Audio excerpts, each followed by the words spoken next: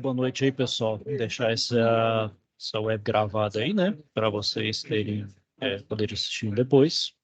Ninguém compareceu, né?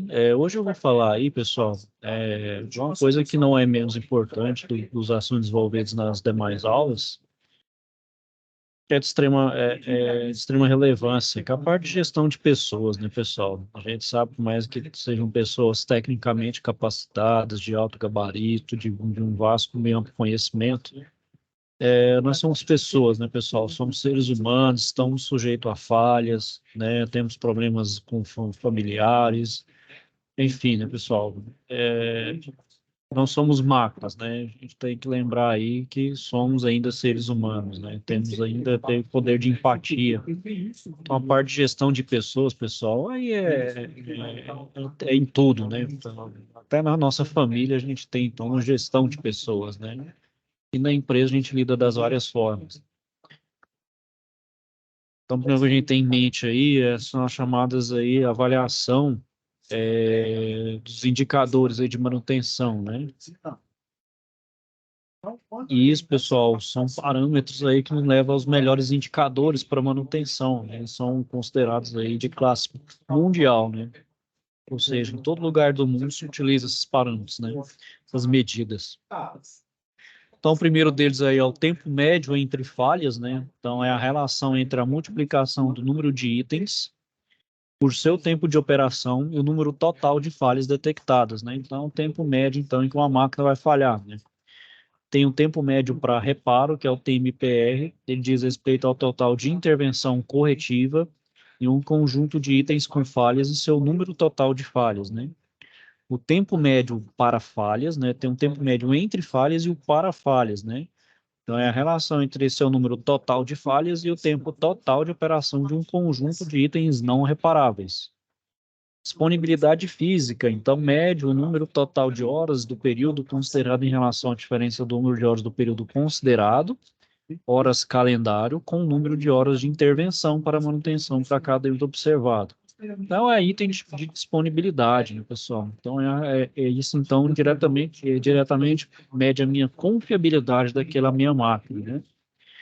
Custo de manutenção por faturamento, então, é a relação entre faturamento da empresa e o custo total de manutenção. Custo de manutenção pelo valor de reposição. Então, é a relação entre valor de compra, que é o novo, que é o valor de reposição, e o custo total acumulado da manutenção de um determinado equipamento, né? E o backlog, que é a relação, então, entre o montante de serviço de manutenção planejado a ser realizado num determinado momento. Pode ser medida em horas ou hora-homem, representando o tempo que a equipe de manutenção deve trabalhar, então, para concluir todos os serviços pendentes, supondo que não cheguem novos pedidos durante a execução que não cheguem novos pedidos durante a execução desse serviço. Outra coisa que a gente tem em mente, né, pessoal, é a velocidade de atendimento. Vamos utilizar aqui um exemplo de um restaurante, né? Por exemplo, você solicita um prato, o garçom vai anotar seu pedido, né? Marcando na própria comanda a hora da entrada da solicitação. Por exemplo, às 20h10, você faz uma solicitação, então ele vai chegar numa cozinha, numa fila de espera. E o prato, então, vai começar a ser preparado às 20h30. Então, é o momento que a solicitação vira uma ordem de serviço, ou seja, é o momento de fato que o meu serviço está sendo executado. Então, não é uma mera solicitação. O meu serviço pode ser solicitado, mas nem sempre ser, então, executado. E então, né, o meu cozinheiro que vai fazer, ele vai anotar na própria comanda início das atividades e, ao finalizar, vai fazer a anotação de término, né, da atividade, por exemplo, às 20h55. E terminando o prato, o meu garçom vai servir o cliente, então, às 21h. Então, dessa forma, eu encerro a ordem de serviço completamente, né? Então, entre o tempo total da solicitação de serviço e a sua finalização, que é de 50 minutos, né?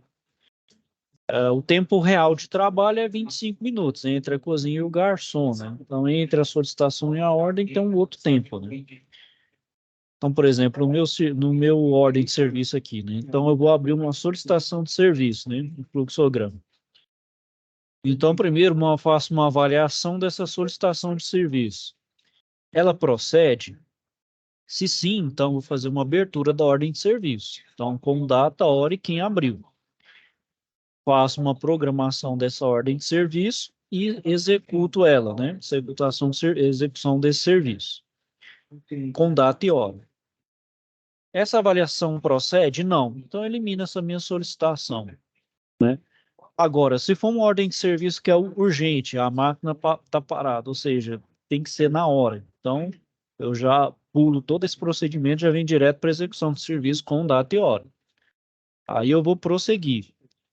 Essa ordem de serviço executada não foi, então eu vou programar a ordem de serviço e sem esperar muito, pessoal, já que é urgente, né?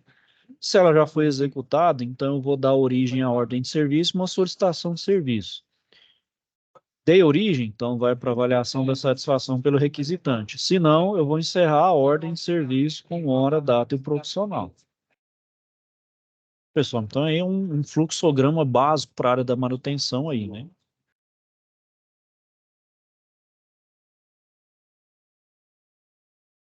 Então, dessa maneira, a gente tem dois indicadores, que é o tempo total de atendimento da abertura da solicitação de serviço até o seu fechamento, ou apenas o tempo da ordem de serviço, né? Então, é aquela diferença entre a solicitação, contando o tempo de solicitação e da execução da ordem, ou só da execução da ordem de serviço, né, pessoal? E também, né, pessoal, por exemplo, no nosso caso aí da manutenção industrial, geralmente utiliza um gerenciador, que é um software de manutenção, e pode fazer uma avaliação, por exemplo, do tempo médio de velocidade de atendimento por funcionário, né? Isso aqui, pessoal, geralmente é para estabelecimento de metas, com o atingimento de metas, tentar também fazer uma PPR, né, uma participação nos lucros, nos resultados, né? Isso aqui, então, além disso, né, pessoal, nos dá também questão de indicadores, o que pode ser melhorado, se tem necessidade, por exemplo, de um colaborador precisar de um treinamento, ou toda a minha equipe necessitar de um novo treinamento, ou de uma reciclagem, né? Então, todos esses gráficos, pessoal, não é uma coisa aleatória, então nos indicam, nos dá, então, bons indícios e bons insights, né, para a gente ter nossa melhoria contínua na área da manutenção. E com isso também, né, pessoal, a gente tem a qualidade de atendimento, né? Vamos supor aí, né, ou não, né, por exemplo, na década de 70, as manutenções eram baseadas no tempo de falha, de reparo, então era só no momento que se fazia corretivo. Dos anos 80 em diante, vai aquele conceito que vai basear também no acompanhamento das máquinas, né? Então, é como se fosse aquele acompanhamento contínuo, né? E, de uma certa forma, antecipando as ocorrências de falhas.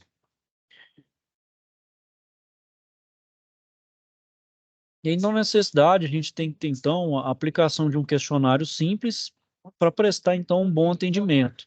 São eles aí. Quais são as funções e padrões de desempenho do item do seu contexto operacional atual?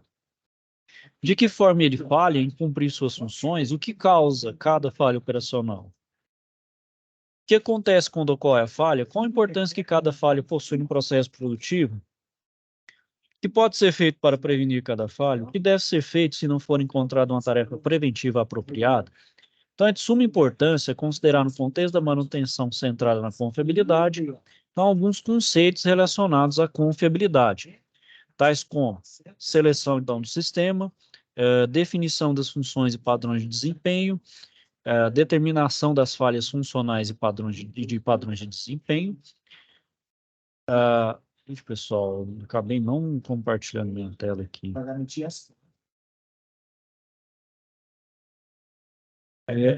Análise dos modos e efeito das falhas e história de manutenção e revisão da minha documentação técnica, né? Bom, então aí o Tavares 99 apontou que a diminuição das quebras não programadas, com a variação antecipada do estado dos equipamentos, mais o uso adequado dos recursos de lubrificação, da organização, padronização e planejamento das intervenções, tudo isso ligado a um sistema de manutenção, então serve de ponto-chave para o sucesso da manutenção centrado na confiabilidade, né, pessoal? É aquele onde eu acompanho minha máquina para ela ter um mínimo de quebra, né, de parada e o máximo de disponibilidade. Então, obviamente, diretamente relacionado à confiabilidade. Então, com qualidade no atendimento, né, pessoal, uma coisa leva a outra. Então, eu tenho eficácia de serviço, né? Com eficácia de serviço, né, o melhor, então, tudo, né, na minha equipe de manutenção, na área da produção, né, sempre a gente tem que lembrar que uma área está sempre ligada à outra, né?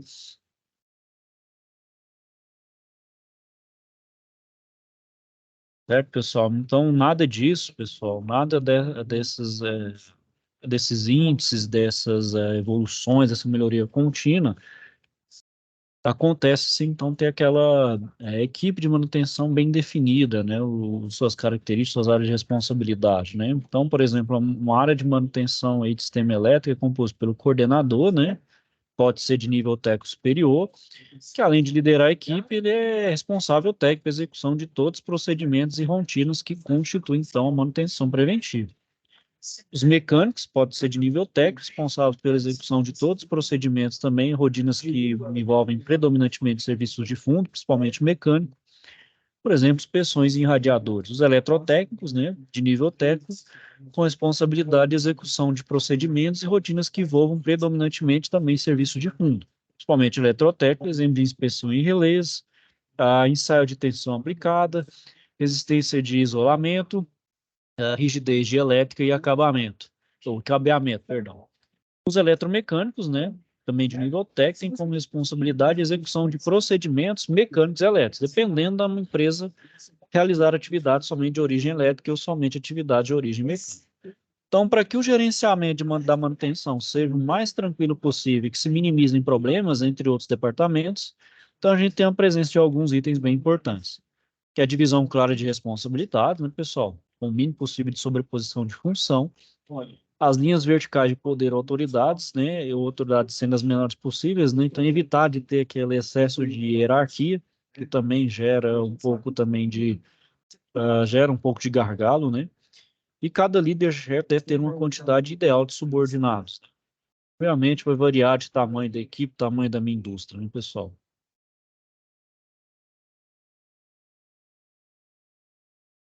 Bom, e sobre o organograma, né, é a forma, então, como a minha empresa atua, né, ela pode ser do tipo, então, centralizado, da minha equipe de manutenção, né, centralizado, então as operações são planejadas e dirigidas por um único departamento, as oficinas para onde convergem as solicitações de serviço são centralizadas e as equipes de manutenção atendem todos os setores ou unidades de operação e outros setores, como projetos, orçamentos, custos e planejamento. Além disso, fazem parte do departamento que usualmente é dirigido por um gerente em posição hierárquica igual ao gerente de produção, que é subordinado ao diretor de produção.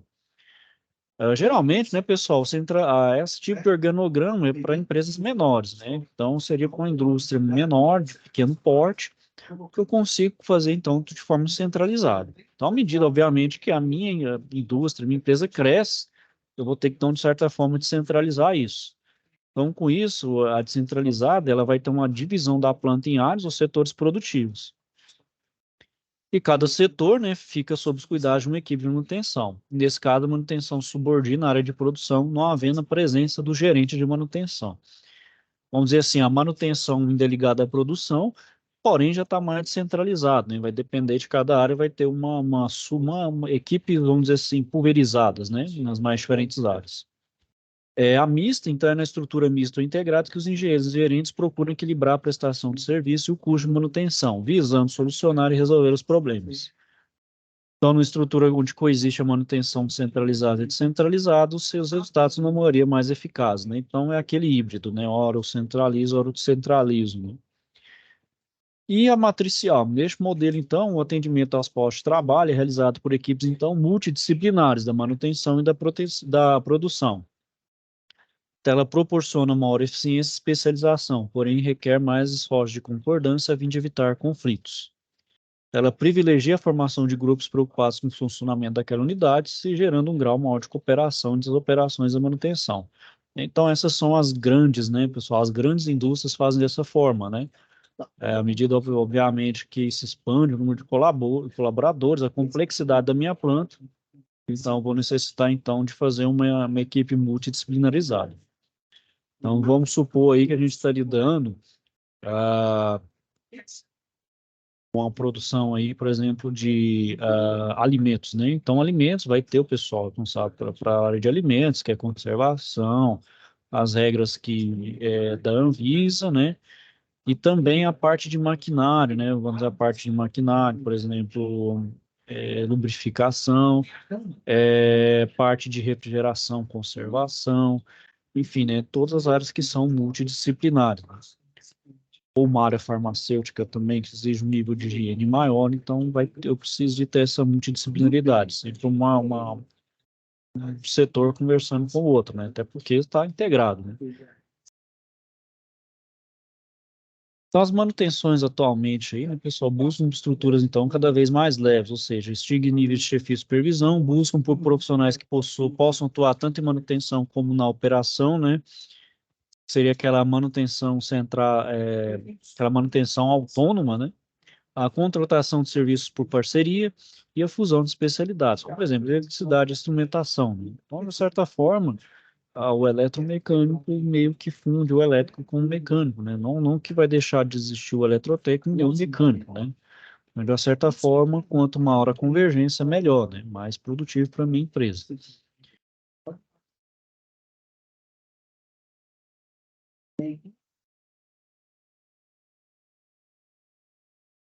Bom, então, dentro da minha estrutura, pessoal, do meu setor de manutenção, né, eu vou ter meu organograma, né, de departamento de manutenção, com cada um com suas atividades, né? Então, por exemplo, eu inicio pelo meu supervisor, né, de manutenção. Aí ele vai ter como atividade supervisionar a manutenção, distribuindo e controlando a realização de atividades de manutenção, analisando o registro de ocorrências técnicas e operacionais, e avaliando condições de máquinas e equipamentos. Planejam manutenções eletromecânicas, estão elaborando planos e propostas, definindo metas e coordenando equipes de trabalho, e administram os recursos humanos e aquisição de recursos materiais para manutenção. Supervisionam projetos de melhorias em layout, equipamentos e instalações, elaborando projetos, inspecionando implementações de melhoria, e administram documentação técnica e trabalho seguindo normas de segurança, qualidade e preservação ambiental. O eletricista, o eletricista de manutenção em geral, de manutenção industrial, eles atuam predominantemente na fabricação de máquinas, aparelhos, materiais elétricos, eletrônicos, aparelhos e equipamentos de comunicação. Atuam nas indústrias de extração de petróleo, serviços correlatos e na fabricação de produtos têxteis, alimentícios, de bebidas, entre outros ramos de atividades. Eventualmente estão sujeitos a pressões e podem atuar, então, em posições confortáveis, locais subterrâneos e grandes alturas, né? E frequentemente permanecem expostos à radiação, materiais tóxicos, ruído intenso e altas temperaturas. Os técnicos eletromecânicos, então, eles planejam, executam e participam da elaboração de projetos eletromecânicos, de máquinas, equipamentos e instalações, usinam peças, interpretam esquemas de montagem e desenhos técnicos, montam máquinas, fazem entrega técnica e realizam manutenção eletromecânica de máquinas, equipamentos e instalações e podem coordenar e liderar equipes de trabalho, né, pessoal? Bom, e aí, pessoal, então aqui fica a parte de logística aí, vocês podem estar vendo depois aí, né, principalmente a parte de contratos, prazos e multas, né, que hoje é de primordial importância, ainda mais se você terceiriza essa área da manutenção, né? Bom, então é isso aí, pessoal. Vou finalizando aqui por hoje. Caso tenha alguma dúvida ou questionamento aí das demais SAPs aí da aula de hoje, não deixe de procurar, ok? Então, desejar a todos uma boa noite, fique com Deus e até a próxima.